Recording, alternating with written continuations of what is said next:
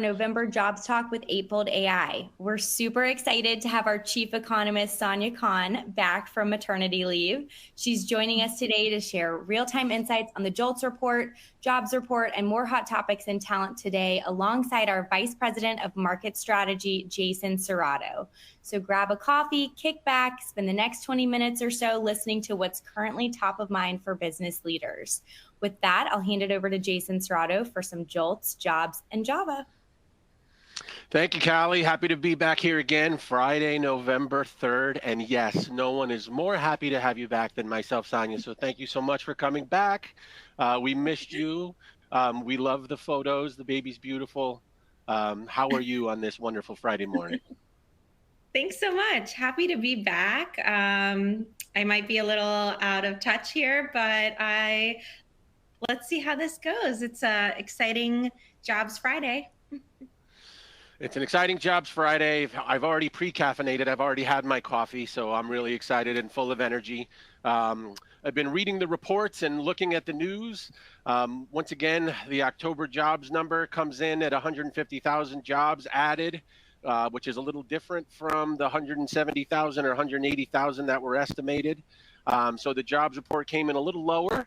And as has been a reoccurring theme here that we've been discussing, very quietly, if you read the full report, they've also adjusted the September and August reports to adjust them a little bit lower after the fact.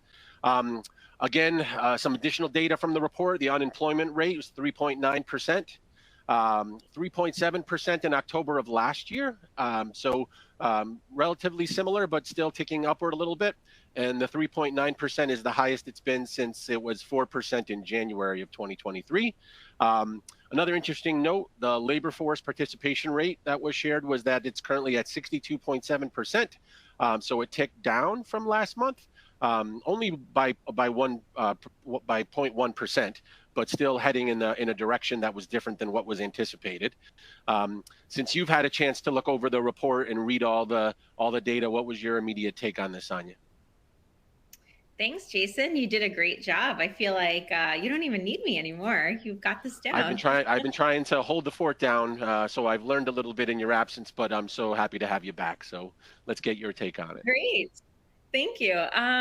Yeah, great job. So October jobs report showed the economy still moving moderately, waging ahead, and it added 150,000 jobs, like you said. But then if you adjust for the approximately 30,000 jobs for those workers, the UAW strike workers, so those job gains in all were closely aligned with recent months. And like you said, months were revised downward. So the economy is still warm, I would say, not hot like it's been in the past 2 years, and not cooling as much as people are expecting. However, inflation is taming down. Interest rates are, there was a pause from the Federal Reserve earlier this week. So yeah, things are signs of tapering. I love the description warm. Because as has been an ongoing theme with everything that you hear positive, there's a little bit of negative to balance it out. So again, not hot or cold, but still relatively warm, right? Yep. Yeah. One of the things that we were discussing earlier in the week that came out was there was some recent ruling and changes to some of the COVID benefits around childcare. And over the last few months, I've been doing a lot of conferences and going to a lot of events.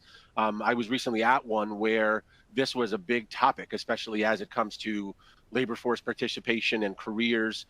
So give us a little bit of a rundown on the news that came out recently around childcare.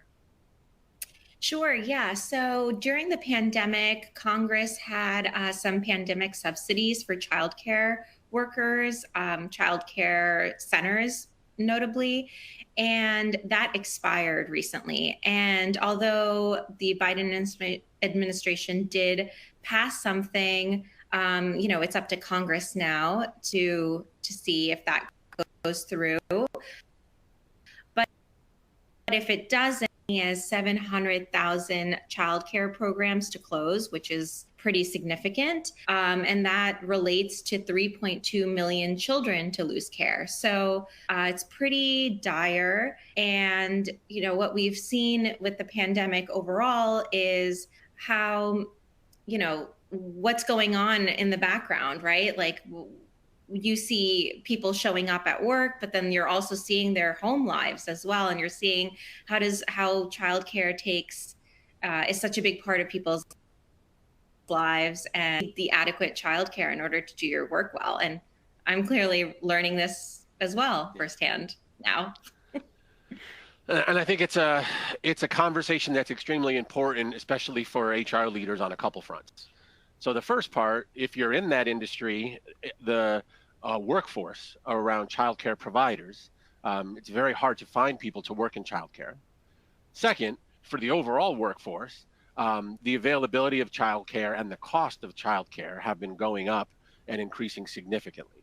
So, as I mentioned, the conference that I was a part of was a little bit around both like career planning and career progression, while also considering total rewards and benefits that companies may want to look at to help people, especially women, achieve their goals in their career. And one of the main issues was around the availability, the cost of childcare, and then what some employers can start to do to build benefit programs to potentially not only help identify career paths and create mobility and upward progression, but also remove barriers that give people the chance to achieve those career goals. Exactly. So important. I think there was a Harvard Business School report that came out on how companies really need to be aware of these caregiving responsibilities. And it's not just childcare. Other workers have elder care, disability care, short-term care, long-term acute care, mental health for ourselves. Like, it's a whole encompassing, we're humans, we're not robots. So companies really need to take a look at first, I think, looking at the data of where do their employees stand and what can they benefit from, like how large is the problem, and then providing resources and whether that's time off or I don't know, some kind of subsidies for childcare, something that then they can, depending on the size of their organization and at what show, they can make according modifications. Yeah, so I mean, one of the new benefit offerings that people are exploring that I learned in the session that I attended was, we've had a lot of discussion around maternity leave and paternity leave, but it was this discussion of grandma leave and grandparent leave, right? So that as workers need to work longer in their career and as organizations need talent from every source, one of the driving forces of a lot of retirements are people that retire to take care of their grandkids and help with childcare and help with daycare. So they were offering some of this grandparent leave to potentially allow someone to help with early childcare, but still potentially, be employed and retained in the workforce. So it becomes part of this more comprehensive systemic HR strategy around, it's not just talent programs, it's benefit programs, it's compensation programs, it's all of these things, kind of an all of the above talent strategy to help address, the shortfalls and the needs of the workforce in today's working world. Yeah, that's a great idea. I think I read something recently over the past few months in the New York Times that said when grandparents take care of their grandkids, helps them stay younger for longer.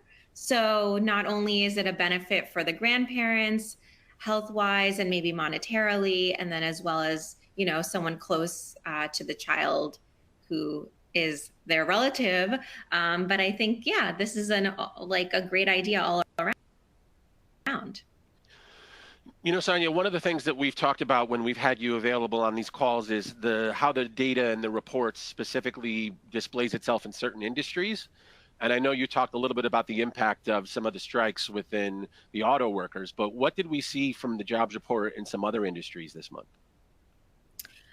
So we actually were able to see overall that compensation wages actually, just wages actually had a decrease over the month. But if you compare that to overall compensation, which is another Bureau of Labor Statistics survey called the Employment Cost Index, that actually rose. So the difference there is, like, why is one while the other one is increasing?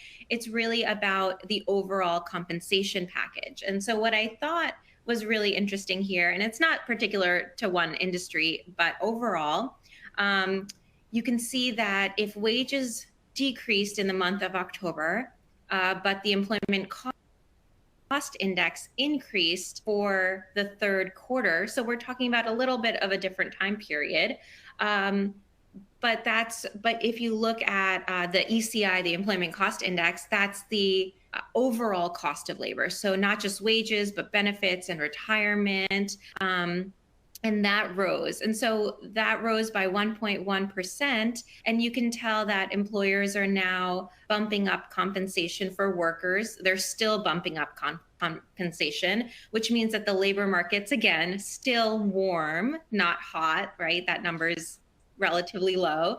And employers still need to incentivize attracting new workers. So if we see that ECI number growing too quickly, that could lead to inflation increasing too rapidly, but we're seeing it taper down.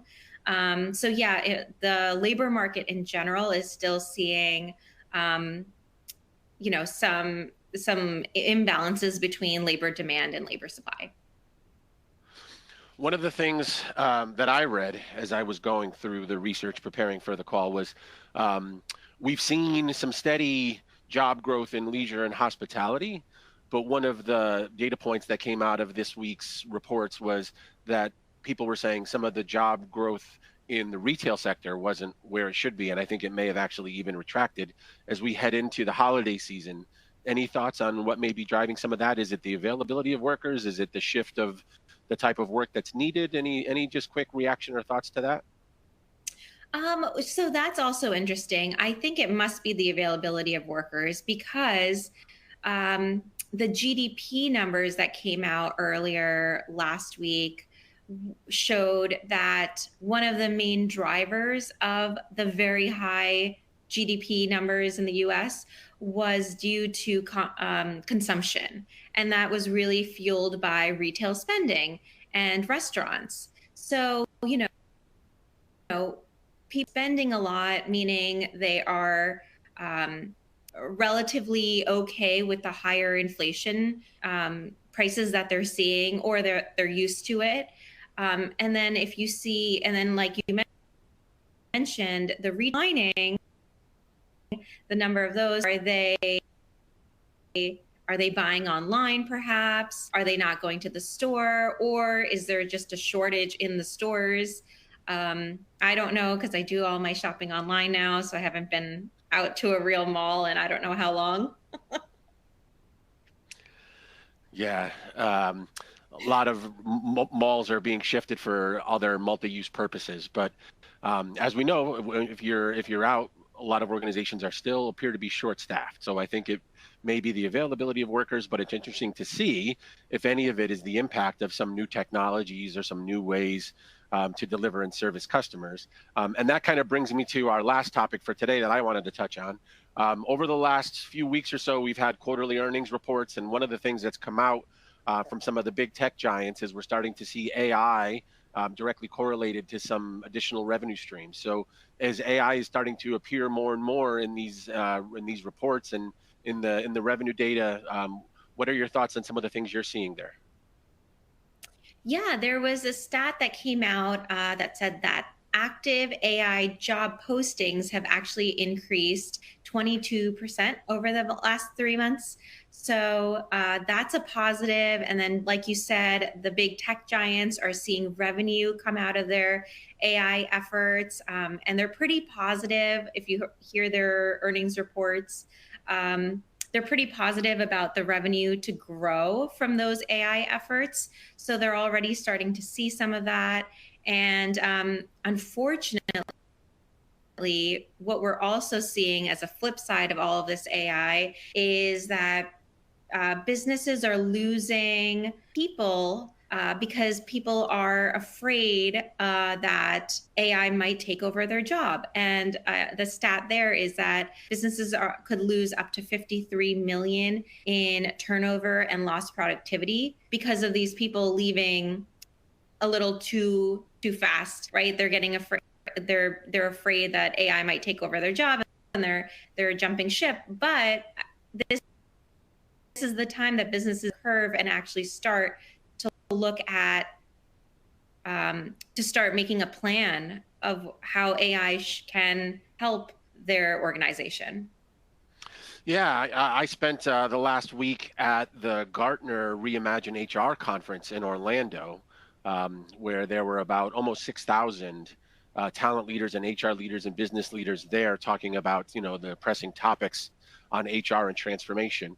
And one of their lead analysts gave a session on the last day that spoke directly to this. It was some of the impacts of generative AI on your business. And I think it got a lot of headlines. And coming out of her presentation, it talked about how, even though, as you said, these AI related job postings have increased, that in the Gartner research, that I think their number was close to 15% of people and organizations are thinking that AI can replace their job. And as a result, they're starting to think that they need to be looking elsewhere or moving into other areas, and they're doing it themselves.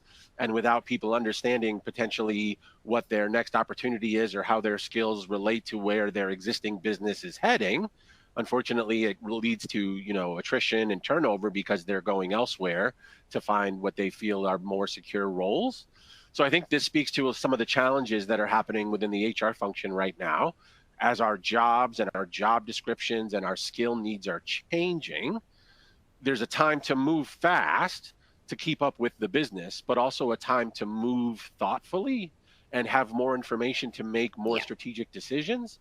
And this speaks to kind of how organizations need to think about reskilling and redeploying people and helping people see the potential career paths and opportunities where they can go next, maybe by learning a new skill or getting some additional training, or maybe if their existing job may be changing, what that means for what their job will be going forward. There was a lot of discussion from one of the thought leaders at the session where they were talking about, yes, there's some potential disruption and discomfort from what things like generative AI can do, but if we use it strategically, you can also use it to potentially, the phrase or the words they used were remove the toil of work and some of the things that people aren't necessarily eager to do or are burdened to do.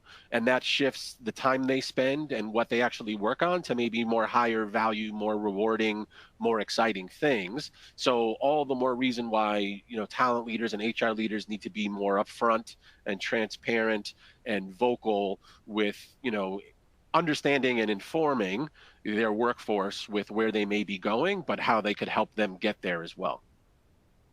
Yeah, exactly. I think, if you can just have AI do all of that stuff that you don't want on your plate, that is, mundane and boring and just repetitive.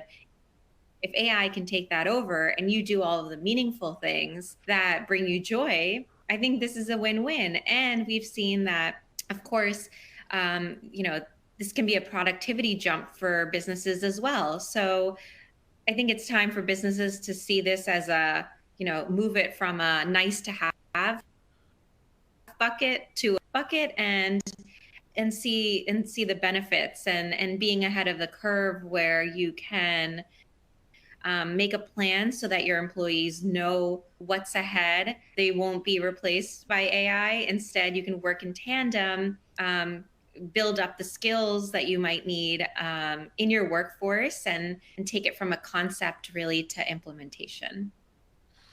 So one of the things we talked about on last month's call was that as people are potentially reviewing and analyzing their openings and their needs more closely, and they're evaluating their jobs and their recruiting efforts and the slates that they're interviewing more carefully, it really needs to be both a conversation of talent acquisition and retention at the same time, because you said it's not hot or cold, it's still warm, right? There Yeah. still will be fierce competition for talent. So you have to understand exactly what you need. Do you already have that talent in-house? Can you go outside to get it? But if you're going outside to get it, what are the specific skills you need for what this job is going forward versus what it's always been? So again, I think there's this kind of not necessarily caution, but carefulness and thoughtfulness for how talent leaders and HR is going to be moving forward into what we're looking for heading into 2024 already. That sounds so scary to say. Where did the year go? Right? Yeah, exactly. I mean, I think looking specifically at skills of people will really help organizations get ahead of, aligning priorities and business priorities or department priorities with the skills that your workforce has, and aligning those like in that way instead of have at the moment. But at the same time, I was on a call earlier this week where, the idea is that those job roles aren't going away anytime soon. We've been using this method for as long as we can remember. So let's just try to pivot a little bit by adding the skills along with those role-based jobs. So I think it's really, let's take a first step at looking at the skills that your organization has. Let's look at the priorities that your business unit has, and then seeing which skills are needed for that, and then which people are the right perfect fits for that. We've been talking about what organizations are able to accomplish when they have this deeper understanding of their workforce and deeper understanding of talent, and what on talent intelligence and skills unlock in terms of understanding the work that people are actually doing. And there's kind of been this evolution. When you think about it, you talked about the redesigning of roles and potentially taking some work off your plate, and the need to do versus the nice to do. When you look at it through a skills lens, we're shifting this whole concept of an employee experience from, meaning at work, like what is my feeling, what is my meaning at work, to what we've done with digital transformation with, what is my meaning with work? How have I worked? How am I using new tools to get my job done? To now understanding, like, what is the meaning that I achieve from work, right? How am I utilizing my skills? How does my organization understand what I can contribute? Am I able to provide my full self, right? Am I doing work that I'm the most excited about, or that I'm the most proud of, or that the work that challenges me the most?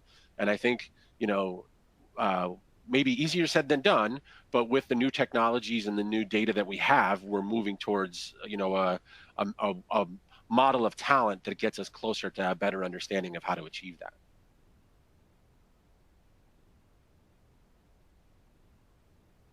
The latest generations that are entering the workforce are also a big proponent of, like, here I am, I'm a whole person, these are my skills, these are my wants, these are the things that I'm not good at.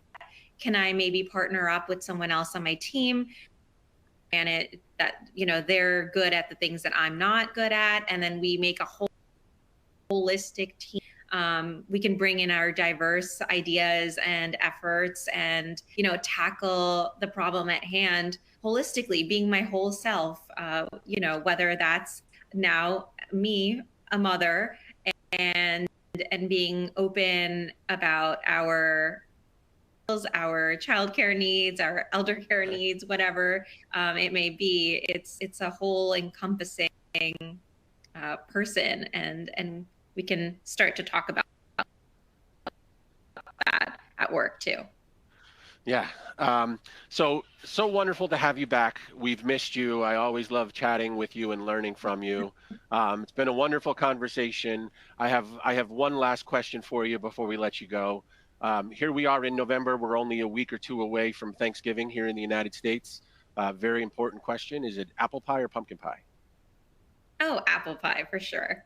Although I have a dog named Pumpkin, so I am partial.